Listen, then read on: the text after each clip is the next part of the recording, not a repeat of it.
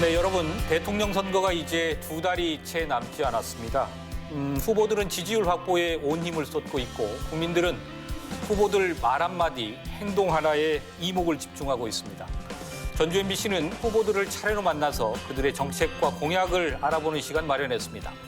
오늘은 첫 순서로 심상정 정의당 후보 모셨습니다.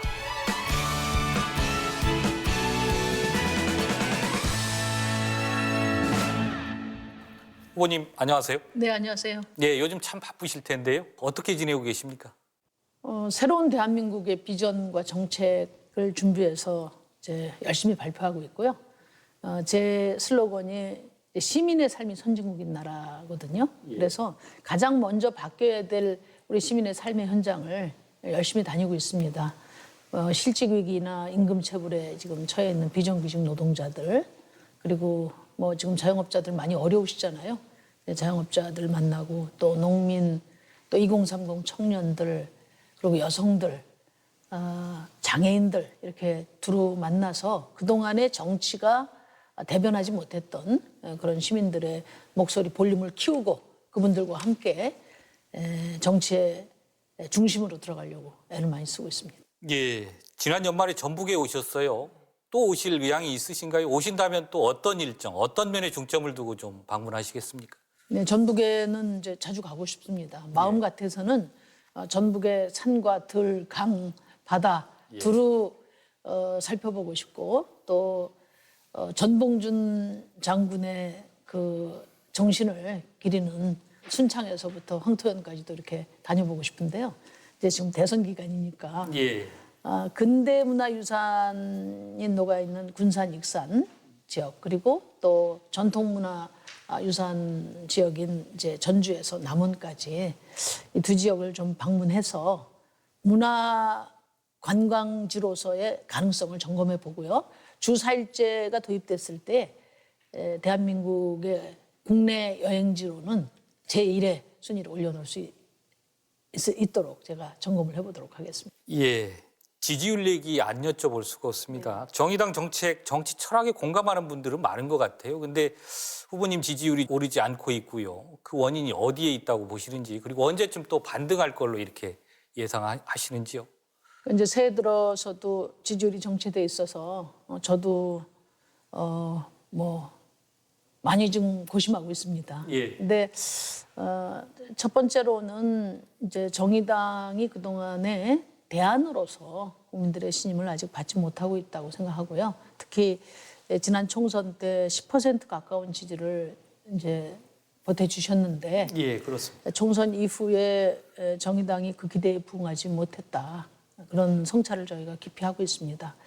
그렇지만 또 한편으로 보면 지난 20년 동안 양당과는 달리 독자적인 기반을 가지고 더 나은 시민의 삶을 위해서 일관되게 애써온 정당이 정의당 아닙니까? 정의당이 바로 서지 못하면 이제 노동자의 자리, 또 사회적 약자의 자리, 또 우리 미래를 열어가는 어떤 전망을 세워가는데 저는 이제 많은 어려움이 있다고 생각하거든요. 그런 점들을 고려해서 정의당이 힘을 낼 수 있도록 우리 도민 여러분들께서 좀 격려해 주시길 바라고요. 이제 뭐 지금 후보들이 공약을 많이 내고 있어요. 그런데 뭐 이렇게 그때그때 득표에 필요한 공약들도 물론 중요하지만 지금과 같은 중요한 시기에는 대통령 선거에 걸맞게 이제 우리 사회가 어느 방향으로 가야 될지, 또 불평등이라든지 기후위기 같은 이 시대적인 난제들은 또 어떻게 풀어가야 될지, 이런 것을 후보들이 국민 앞에서 토론하고, 그래서 국민들이 확신을 갖고 이제 선택할 수 있도록 기회를 드려야 된다고 봅니다. 그런 기회가 있어야 또 심상정의 비전도 말씀드리고 심상정의 준비 정도도 말씀을 드려서 우리 국민들께서 흔쾌히 선택하실 수 있지 않나 이렇게 생각합니다. 예, 요즘 이재명, 윤석열, 안철수 새 후보 지지율이 좀 급변하고 있어요. 선거 구도가 요동친다 이렇게 표현할 수도 있을 것 같은데요. 최근에 이제 안철수 후보 지지율 오르면서 야권 후보 단일화 얘기가 굉장히 뜨거운 이슈로 부상하고 있어요. 또 조금 지나면 이제 자연스럽게 우리 심 후보님하고 또 이재명 후보 단일화 필요한 거 아니냐 이런 얘기가 나올 수 있는데 어떤 생각이십니까?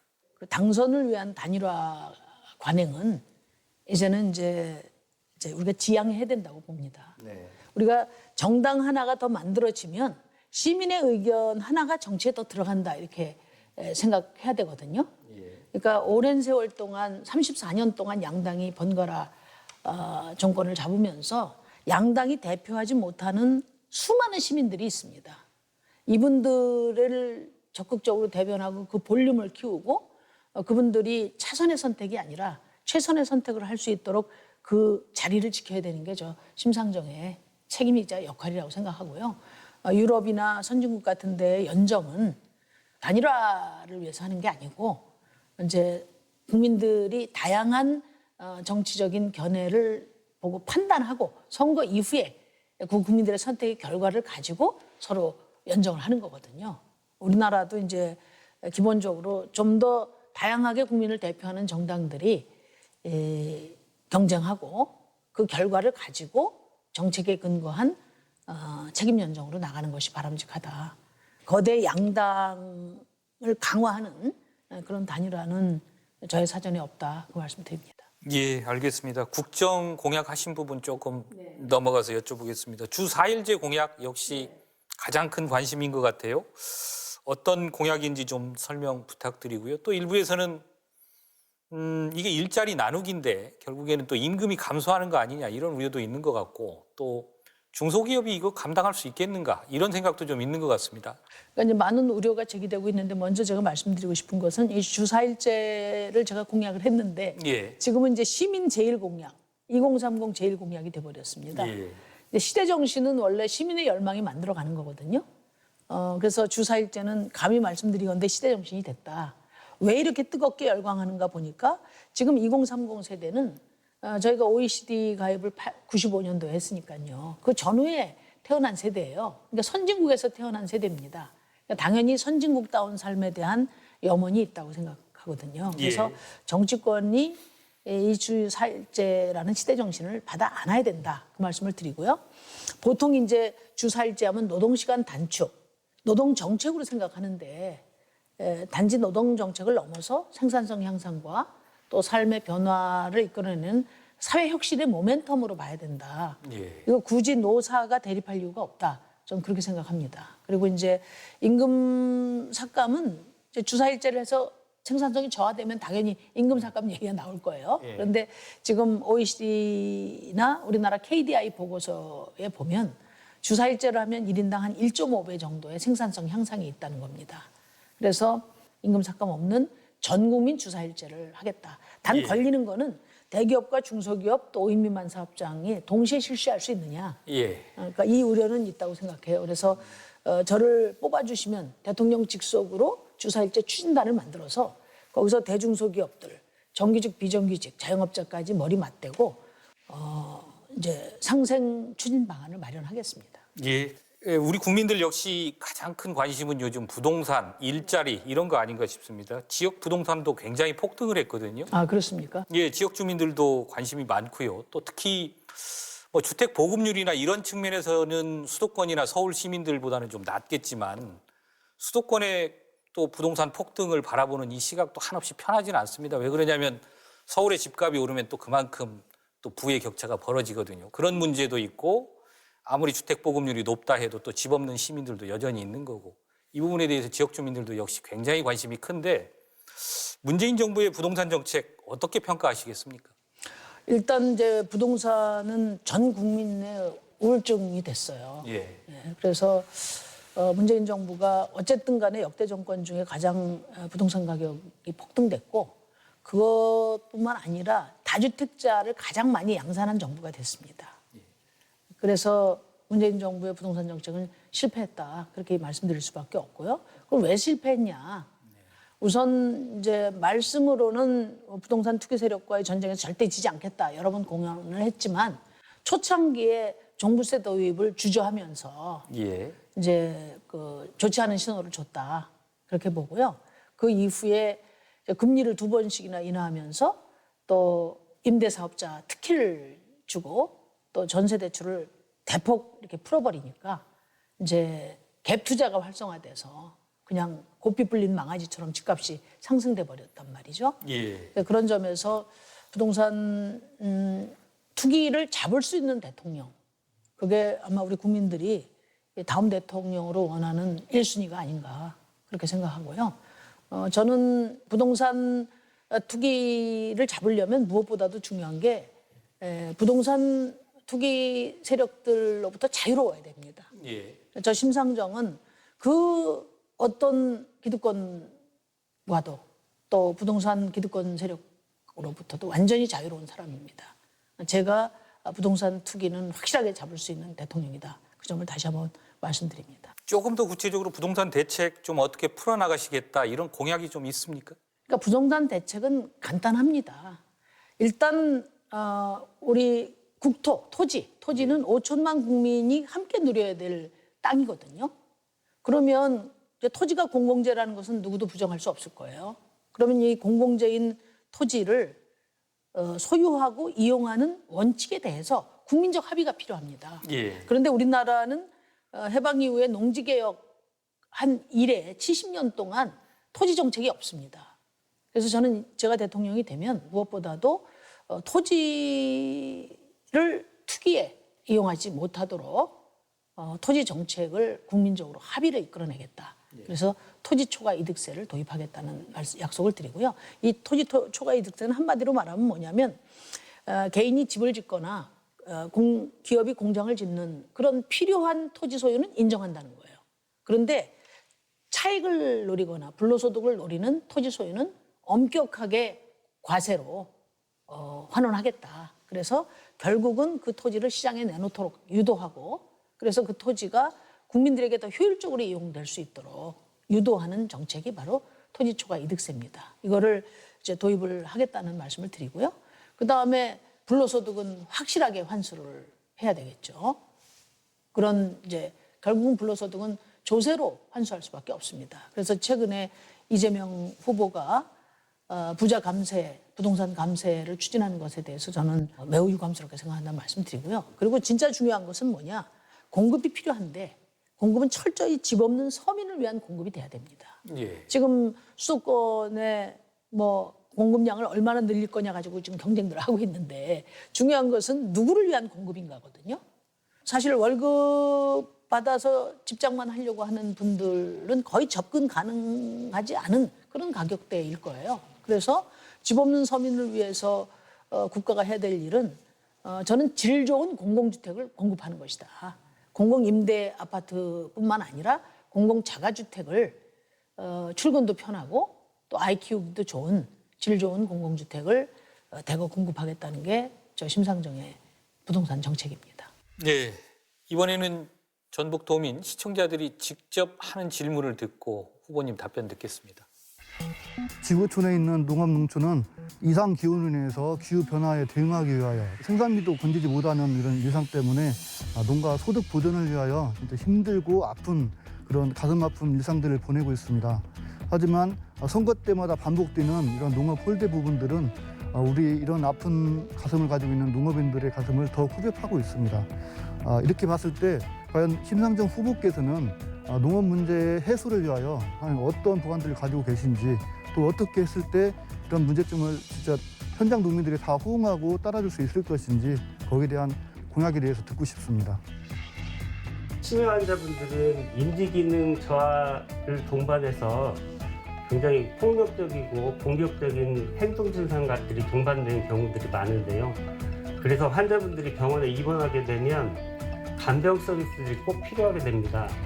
이제 그랬을 때 환자 가족들의 경제적인 부담이나 양질의 간병 서비스를 제공하기 위해서는 의료보험 체계에 간병 서비스가 꼭 들어가야 된다고 생각하는데 혹시 거기에 대한 대안이나 어떤 공약이 있는지 궁금합니다.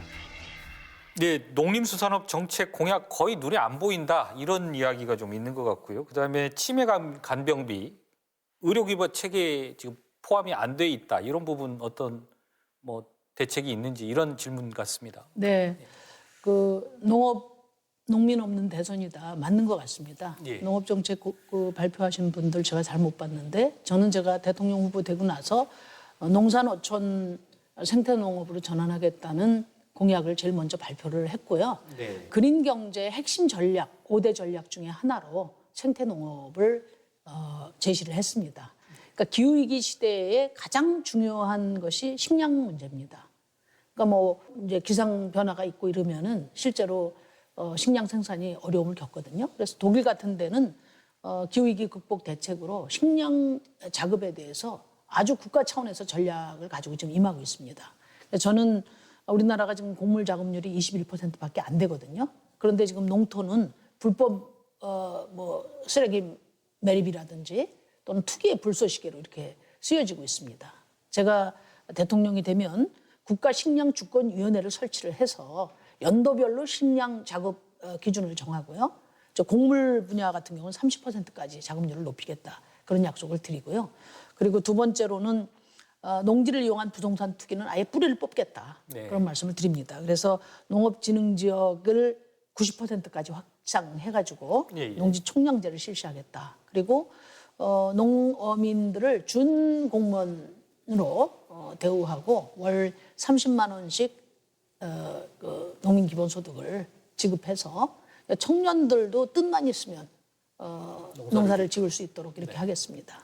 네. 두 그리고 번째 이제 질문. 치매 부분은 이제 결국은 비용이 너무 크다는 거 아니겠습니까? 그렇습니다. 그러니까 지금 이제 가족의 희생을 담보로 이루어지는 이제 부양 책임 이 시대는 끝내야 됩니다. 이제는 국가와 사회가 전적으로 책임져야 되고요.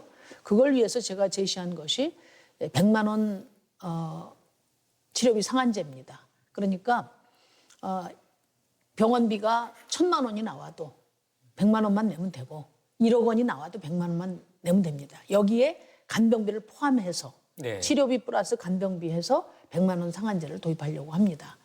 이게 이제 보통 유럽 복지국가에서 무상의료라고 하는 내용이 바로 100만 원 상한제와 같습니다. 독일 같은 경우에는 통상 임금의 2%만 내거든요. 아무리 많이 나와도 그게 이제 5천만 원 평균 임금이면 2%면 100만 원이잖아요.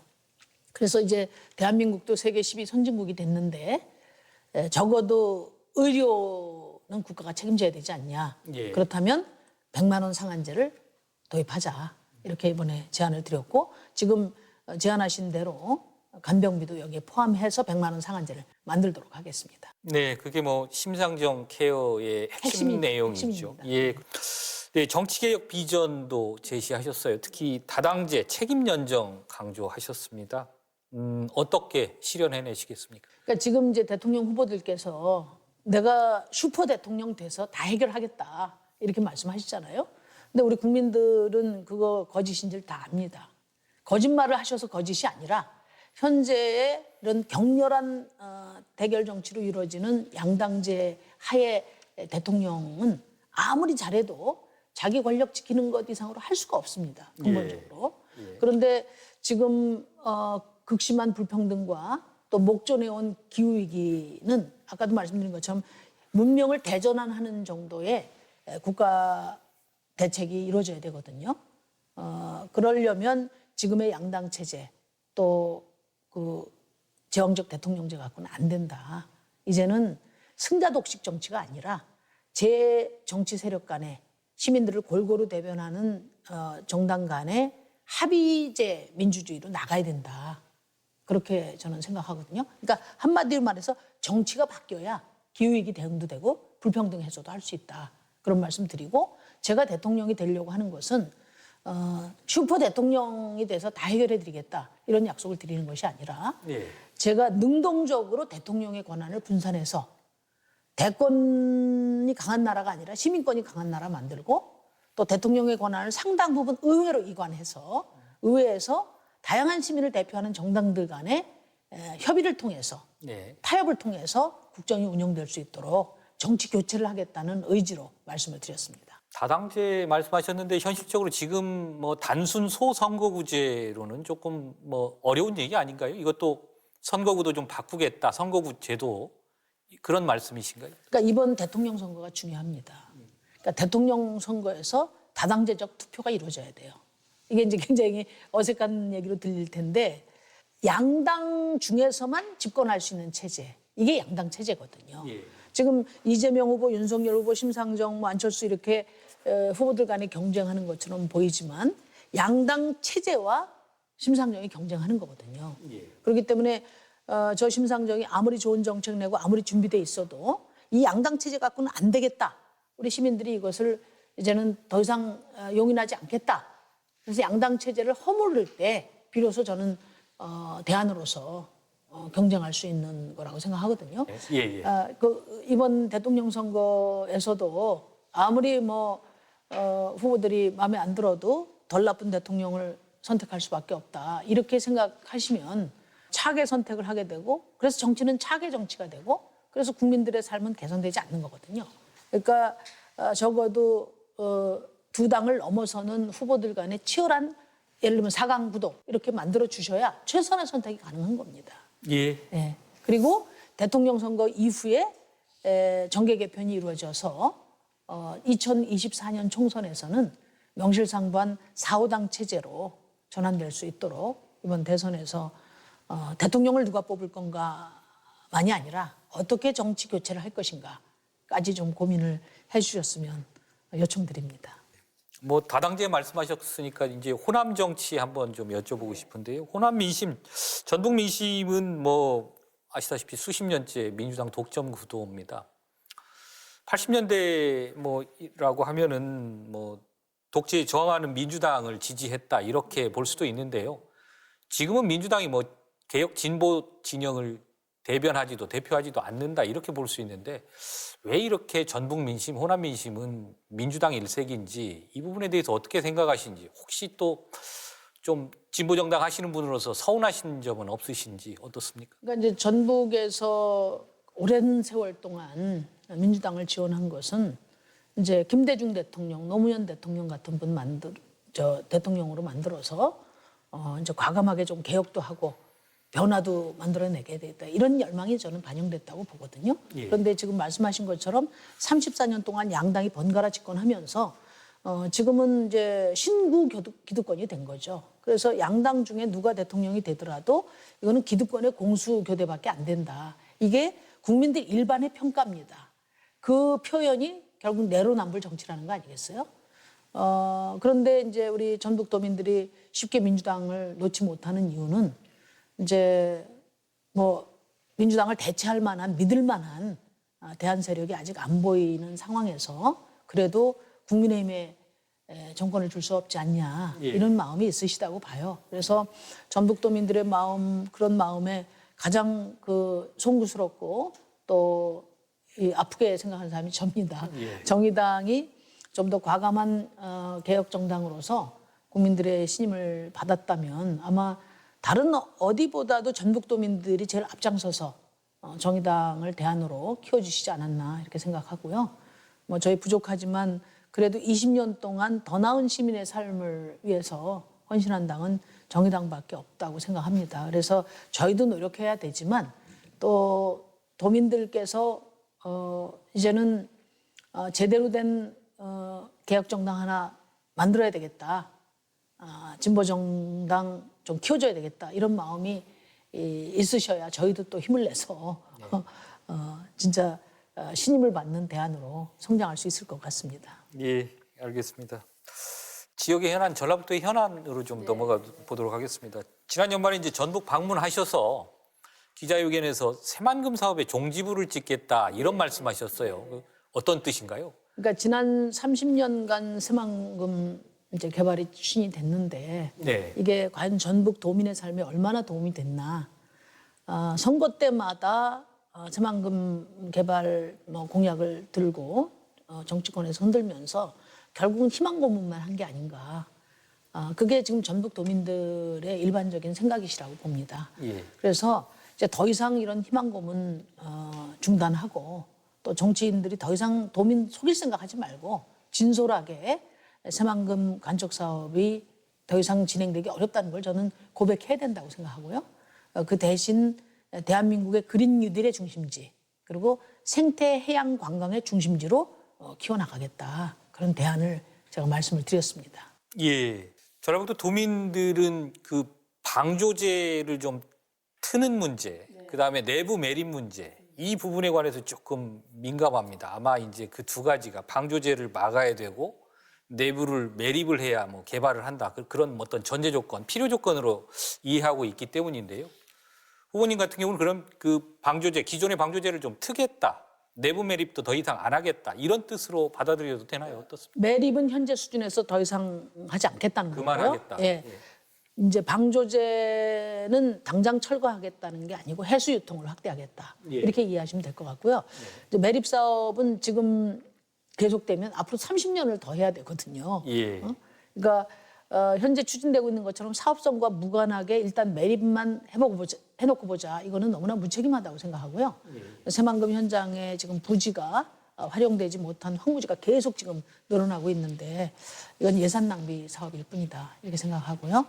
이제 방조제 철거와 관련해서는 당장 철거할 수는 없고 해수 유통을 하겠다. 아마 새만금 그 위원회에서도 이제 해수 순환을 통해서 수질 개선을 하겠다고 했는데 그것만 갖고는 좀 약하다고 보는 거죠. 저희는 그래서 해수 유통 확대 방식으로 뭐 배수 관문을 더 확대하거나 조력 발전 등 다양한 방식에 대해서 깊이 검토해봐야 된다 이렇게 생각하고 있습니다.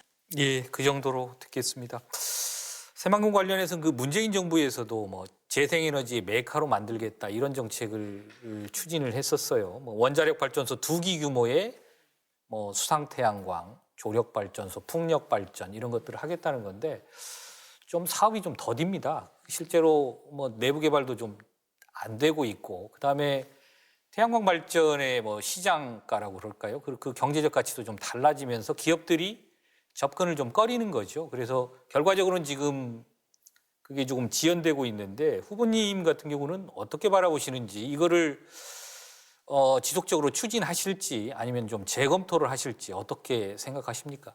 이제 두 가지 문제인데요. 하나는 새만금은 선거 때만 조명받다가 열심히 계획 제시하고 일상적인 시기에는 관심 밖으로 밀려나 있습니다. 사실상 방치되고 있다고 저는 보는데요. 그런 게 있고 두 번째는 새만금 개발도 전부 대기업 중심입니다. 물론 뭐 지역 기업들 참여시킨다고 하지만 워낙에 그 비중이 작잖아요. 근데 이제 제가 추진하려고 하는 재생에너지 발전 사업은 철저히 지역 중심으로 지역 경제와 순환되고 지역 기업들이 참여하고 지역 주민들에게 그 수익이 돌아갈 수 있는 구조로 진행하겠다는 게 지금 문재인 정부와의 차이입니다. 그래서 저는 광역 지자체별로 에너지 전환 공사를 설립하겠다고 약속을 드렸고요. 그 에너지 전환 공사를 통해서 예를 들면 지금 주민들이 뭐 지금도 다 참여를 하고 있는데 전체 비중으로 보면 굉장히 작아요. 왜? 주민들 돈이 없지 않습니까? 그러니까 녹색 금융기관을 만들어서 주민들이 이 에너지 개발에 참여할 수 있도록 예산 지원도 하겠습니다. 그렇게 해서 명실상부하게 지역 주민들 중심으로 재생에너지 사업이 이루어지고 수익 배분이 되고 또 그 전기가 그 지역에 이제 주민들을 위해서 사용될 수 있도록 그렇게 하겠다는 말씀드립니다. 예, 알겠습니다. 새만금 신공항의 반대 입장 피력하셨어요. 네. 그 이유는 어떻습니까? 무엇입니까? 반대 입장이라기보다는 이제 주민들의 의견을 물어서 재검토해야 된다 이렇게 말씀을 드렸는데 그 옆에 군산공항이 있지 않습니까? 군산공항이 지금 매년 30억의 적자가 반복되고 있거든요. 이제 그럼에도 지금 그 옆에다가 갯벌을 매립해서 다시 신공항을 건설한다는 것은 저는 이제 무리다 이렇게 생각합니다. 지금 국내 공항이 15개예요. 근데 지금 10곳을 추가로 지금 검토하고 있습니다. 이러다가는 정치 공항이 진짜 뭐 동네마다 생길 거다. 이렇게 국회 안에서는 이제 그런 얘기들이 나올 정도로 자조적인 얘기들이 나오고 있거든요. 저는 이제 우리 전북 도민들께서 가뜩이나 차별받고 있는 전북 도민에 왜 새만금공항을 반대하냐 이렇게 이제 말씀을 하시는데 저는 누구보다도 전북 발전을 기대하고 또 책임 있게 지원할 각오를 갖고 있거든요. 그렇지만 우리가 새만금에 11조, 13조까지 돈을 쏟아 부었지만 도민들에게 도움되는 게 뭐가 있습니까? 그러니까 지금 새만금 공항은 경제성도 없을 뿐만 아니라 그 수락의벌이라고 하는 좋은 생태 관광지를 다시 또 파헤치는 그런 그러니까 잠재력을 좀먹는 그런 이제 건설 공사이기 때문에 새만금 공항 대신 그 8천억의 예산을 전라북도에 잠재력을 키우는 그런 예산으로 전용해서 쓰면 좋겠다 이런 생각을 갖고 있습니다. 예, 관련해서 이제 전북도민들이 이런 얘기합니다. 경제성이 없다, 뭐 인구가 적어서 좀 그렇지 않느냐 이런 얘기들 정부에서 좀 많이 하는데 실제 뭐 영남이나 이런 데 보면 과거에 뭐 개발 독재 시절이긴 합니다만 뭐 허허벌판에 공항, 철도, 항만 다 지어주었다. 그리고 나서 뭐 경제성 확보되더라. 그런데 정부가 이제 와서 이러는 건 형평성에 맞지 않는 거 아니냐 이런 얘기 하는데요. 그 문제는 전북도민 입장에서는 당연히 제기할 수 있다고 생각합니다. 예. 그런데 이제 저희처럼 미래의 대한민국을 구상하고 또 전라북도의 실질적인 발전 전략이 뭐냐 이런 걸 고민하는 입장에서 보면 이제 정권에 따라서 선심성 예산 나눠먹기 방식의 예타 면제는 두고두고 후환을 남깁니다. 예. 지금 뭐 저기 강릉 양양 같은데 공항도 지금 공항 활주로에 고추 말리고 있거든요. 예. 이게 얼마나 큰 낭비입니까? 그리고 그 도민에게도 절대 도움이 안 됩니다. 그런 점에서 그러니까 그동안에 정권이 바뀔 때마다 선심성으로 예타 면제 뭐 이런 거 해가지고 각종 SOC 사업 미뤄졌던 관행은 이제 끝내야 됩니다. 그러면 전라북도에 이제 지원하려고 했던 새만금 공항 예산 이 부분은 전라북도에 여전히 다른 예산으로 전용해서 도민들에게 도움이 될 만한 그런 사업을 추진하도록 책임을 지겠습니다. 예. 이재명 후보가 얼마 전에 와서 전북 삼중 차별론 이런 얘기를 하고 가셨어요. 그게 뭐 수도권에 비해서 지역이 차별받는다 한 가지 하고, 그다음에 영남에 비해서 호남이 차별받는다 두 가지, 그다음에 호남 내에서도 광주 전남에 비해서 전북이 또 차별받는다. 이래서 이제 삼중 차별론이다 이렇게 얘기해서 했는데요. 그런 주장에 대해서 후보님은 전북도민들 그런 이야기 나오는 것, 물론 이재명 후보가 처음 제기한 문제는 아닙니다. 과거부터 있었던 얘기인데요. 후보님은 어떻게 바라보고 계신가요? 저는 이제 그 전라북도가 삼중 차별을 받고 있다는 그 실상에 대해서 공감합니다. 예. 다만 그 책임이 어디에 있나, 또 어떤 해법이 제시돼야 되나, 이재명 후보는 그 두 가지를 말씀하셨어야 된다고 생각하거든요. 예. 사실 전라북도에서 지금 30여 년 넘게 민주당에게 거의 다 몰아주다시피 했지 않습니까? 그렇습니다. 예, 지방 의회부터 지자체장부터 중앙 권력까지 다 몰아줬잖아요. 예. 그렇다면 그 부분에 대해서 정말 냉철한 성찰과 대화를 가져와야 됩니다. 먼저 저는 이 문제를 해결하기 위해서는 지난 시기 전북의 미래를 좀먹은 이런 정치에 대한 책임부터 확실하게 물어야 된다 이렇게 생각하고요. 지방의회부터 시작해서 지자체장 그리고 국회의원까지 저는 전북 도민의 이해를 골고루 반영하는 다양성의 어떤 정치로 혁신해야 된다고 저는 생각합니다. 전라북도부터 그런 이제 지역구 지방의원들도 민주당만 다 몰아주지 마시고 정의당도 키워주고 예. 또 뭐 지금 다른 국민의힘 당도 키워주고 예. 다 이렇게 골고루 다양성을 갖는 정치 변화를 전북에서부터 이제 만들어내면 그 발전 모델이 대한민국 정치를 바꾸는 모멘텀이 될 거다. 저는 그렇게 생각합니다. 예, 뭐 새만금 개발이나 신공항에 대해서 전혀 새로운 해법을 지금 제시하고 계시거든요. 그렇다면 뭐 전라북도만의 강점을 살린 뭐 특화 발전 전략 이런 게 있다면 혹시 고민하신 게 있습니까? 고민 많이 하고 있죠. 제가 예. 뭐 정치인이기 전에 또 전북 며느리입니다. 그래서 전북 갈 때마다 예. 산과 강과 바다를 끼고 있는 거의 유일한 그 지역이 우리 전북이거든요. 예. 전북의 가장 큰 강점은 역시 저는 자연환경과 문화유산이라고 생각해요. 그리고 그 강점을 잘 살리는 방향으로 경쟁력을 만들어야 된다고 생각해서 저는 기후기 시대에 논란의 지금 새만금을 대한민국의 그린 뉴딜의 중심지 예. 그리고 생태 해양 관광 중심지로 키워내겠다는 약속 드리고요. 그리고 이제 군산과 익산의 근대 문화유산 그리고 전주에서 남원에 이르는 전통문화유산 이 두 축을 중심으로 해서 대한민국에서 가장 많은 관광객이 몰리는 그런 지역으로 발전시켜보고 싶습니다. 그리고 지금 상용차, 예. 그 친환경 상용차 생산 기지로 확실하게 발돋움 시켜내겠습니다. 예, 알겠습니다. 후보들께 드릴 이제 공통 질문 좀 몇 가지 드려보겠습니다. 노무현 정부에 비해서 문재인 정부의 지역 균형 발전 정책이 많이 후퇴한 거 아니냐 이런 평가들이 좀 있습니다. 후보님께서는 문재인 정부의 지역 균형 정책 뭐 점수로 매긴다면 몇 점 주시겠습니까? 그러니까 문재인 정부의 지역 균형 정책은 잘 안 보인다. 예. 뭐 거의 대통령이 지역 균형 정책에 이렇게 마음을 두지 않으셨다. 예. 이게 이제 저는 중론이라고 보거든요. 예. 말씀은 이제 시작은 창대했지만 끝은 굉장히 미약했다. 공공기관 2차 지방 이전은 이제 안 됐지 않습니까? 그렇습니다. 그리고 또 수도권으로 쏠림 현상이 더 커졌어요. 예. 그래서 지금 수도권이 인구의 51%까지 갔습니다. 예. 경기도에는 작은 기초자치단체 하나 더 생긴 것처럼 좀 예. 확대가 됐거든요. 예. 그래서 제가 5년 전에 비해서 이번에 대통령 후보가 돼서 지방을 다녀보니까 지방 소멸 위기가 정말 너무나 목전에 와 있다는 걸 느꼈습니다. 그래서 저는 지방 균형 발전의 측면이 아니라 지역 소멸을 막아야 한다. 그래야 대한민국이 산다.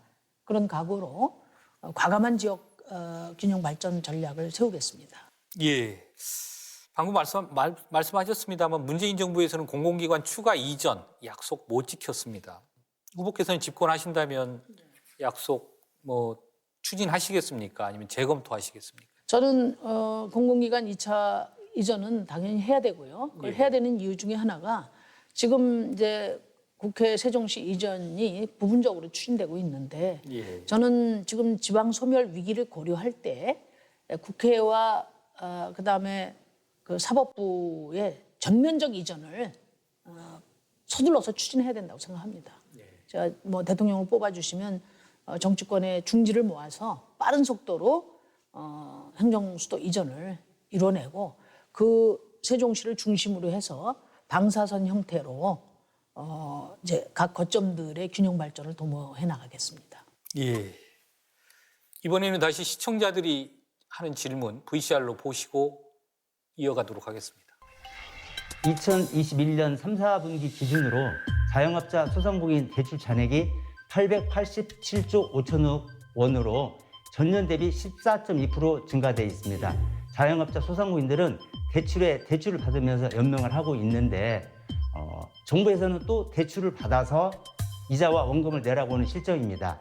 저희가 이자만 우선 납입할 수 있도록 거치 기간을 2년 정도 연장을 해주는 방법이 있는데 그 외에 대표님께서 가지고 있는 다양한 정책이나 공약 있으면 말씀을 해주시면 감사할 것 같습니다. 또 한 가지는 지역상권 상생 및 활성화에 관한 법률, 일명 지역상생법이 올해 4월 28일 시행을 앞두고 있습니다. 자영업자 소상공인들의 골목상권 활성화를 위한 공약이나 대책은 또 어떤 것이 있는지 궁금합니다. 요즘같이 지역균형 발전이 중요한 시점에서 흔히 벚꽃 피는 순서대로 학교가 폐교를 한다고 하잖아요. 지역 대학이 없으면 사실상 청년이 없는데 이 지역 대학을 살리는 구체적인 방안이나 공약들이 궁금합니다. 네, 코로나로 대단히 어려움을 겪는 소상공인 협회장님의 질문이 있었는데요. 어떻게? 저는 정말 답답하거든요. 예. 제가 2000년 9월 달에 국회에서 대정부 연설을 하면서 정부의 통제 방역에 따르면서 손해를 본 소상공인들에게 적어도 고정 비용을 포함한 손실보상을 확실하게 해줘야 된다. 그거 법으로 만들자. 이렇게 제일 처음에 제기했던 사람입니다. 예. 그리고도 지금 2년 가까이 되고 있는데 차일피일 미루고 그냥 전 국민 재난지원금으로 퉁치고 또 뭐 1, 200만 원씩 이렇게 주는데 사실은 뭐 임대료도 채 안 되는 거거든요.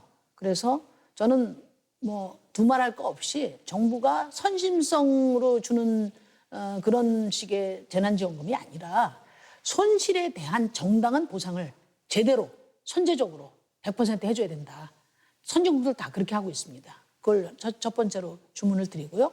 두 번째로는 지금 자영업자들은 이렇게 빚더미에 올라앉아 있는데 지금 은행은 상반기 영업이익이 15조로 사상 최대입니다.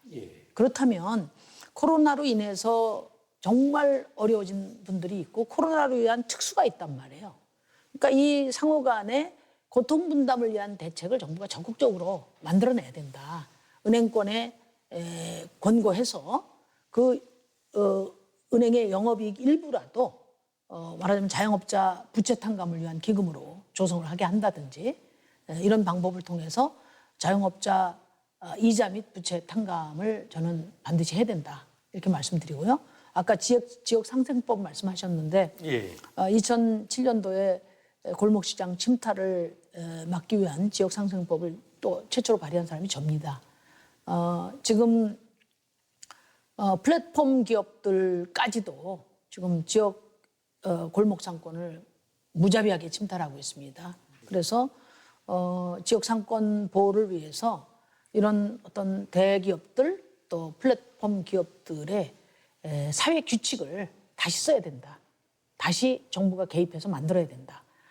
그렇게 생각하고 그래서 플랫폼 기업 민주화 정책도 이번 공약으로 내놓은 바가 있습니다. 예. 다른 하나는 이제 지역 대학 활로 어떻게 찾아야 할 것인가 이런 부분 질문이 있었습니다. 지방 소멸의 징후가 지방 대학에서부터 나타나고 있습니다. 2021년도에 신입생 미충원 대학의 경우는 75%가 비수도권에서 발생했습니다. 네. 그리고 이제 올해 거점 대학 7개 학교의 정시 합격선이 예전보다 훨씬 낮아졌어요. 그렇습니다. 이렇게 지방 대학이 이제 소멸의 위기에 처하면 당연히 그 지역의 일자리 그리고 그 지역의 경제가 살아날 수가 없습니다. 저는 첫 번째로 교육 격차를 해소해야 된다고 생각하는데요. 일단 교등교육 재정교부금법을 제정을 해서 대학 간의 균형 있는 재정 지원으로 상생 발전을 도모해야 된다. 말하자면 학생 1인당 그 교육 투자 금액을 전국적으로 통일시켜야 된다. 왜냐하면 학생 입장에서 보면 교육권은 동등해야 되지 않겠습니까? 서울대학교의 학생들에게 지원하는 비중만큼 지방대학에도 동등하게 지원하도록 하겠다는 말씀 드리고요. 또 이제 제가 이야기한 그린 뉴딜 경제 비전을 제시를 했는데 2030년까지 500조의 공공 투자를 하겠다고 했습니다. 그러니까 그린 뉴딜 정책의 R&D 투자를 지역 거점 대학 중심으로 해서 지역 거점 대학에 다니는 학생들이 그 기술과 이론을 겸비해서 지역의 녹색 전환을 주도할 수 있도록 그렇게 일자리를 창출하고 또 지역 경제를 활성화하겠다 그런 약속을 드립니다. 예, 뭐 저희 마지막 질문인데요. 정치인 심상정에 대해서는 뭐 아는 분들이 많아요. 근데 인간 심상정 잘 모르겠다 이런 분들 있거든요.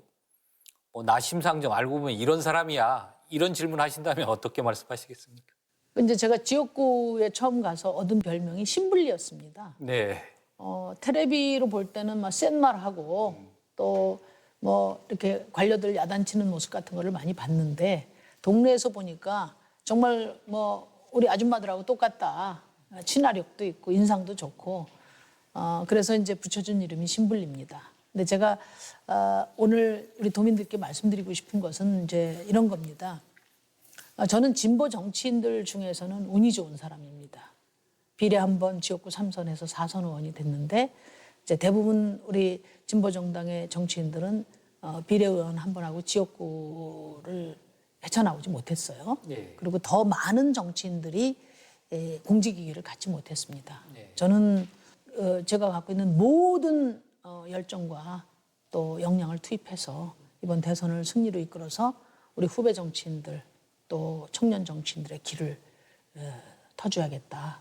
그런 이제 사명감을 가지고 이번에 출마했다는 말씀 드리고요. 이제 뭐 사선 의원이니까 심상정도 기득권 아니야? 이렇게 말씀하실 수 있는데 제가 만약에 이상만 쫓고 현실을 외면했다면 우리 지역구 주민들이 절대로 저에게 믿음을 주지 않으셨을 겁니다.